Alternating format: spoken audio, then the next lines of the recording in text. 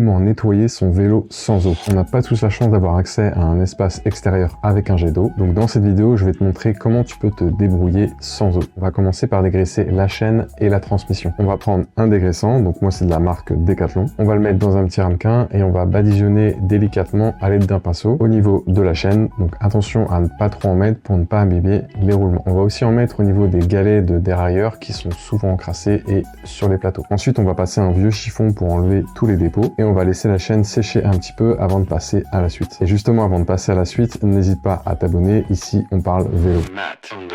Maintenant, on va pouvoir lubrifier la chaîne. Donc moi, j'utilise un lubrifiant spécifique. Et ce qui est important quand on lubrifie une chaîne, c'est de lubrifier par l'intérieur de la chaîne. Donc allez-y délicatement pour ne pas trop en mettre, parce que si vous en mettez trop, la chaîne va accrocher plus la poussière et donc elle va se salir plus vite. Ensuite, l'idéal, c'est d'attendre au moins 2 heures et de lubrifier la chaîne une seconde fois. Maintenant que notre chaîne et notre transmission sont propres, on va pouvoir nettoyer l'ensemble du vélo. Moi, je le fais avec une mousse nettoyante. Donc moi, c'est de la marque Decathlon. L'avantage, c'est que ça va désincruster toutes les saletés. Donc on va pouvoir directement vaporiser sur le vélo et on attend quelques secondes que ça agisse. Et ensuite, on va pouvoir passer avec une microfibre pour enlever toutes les crasses. Attention, si vous avez des freins à disque, il vaut mieux éviter d'en mettre dessus. Donc moi, j'en mets sur le cadre, la fourche, le cintre, les roues, etc. Je vous conseille d'utiliser 2 microfibres différentes, donc une pour le cadre, la fourche, le guidon, et une autre pour le reste, donc la transmission notamment, pour éviter de mettre de la graisse sur votre cadre. Une fois que notre vélo est tout propre, on va pouvoir le lustrer. Ça va permettre 2 choses. D'une, un effet déperlant, donc les saletés vont moins accrocher sur votre vélo, et de 2, de faire briller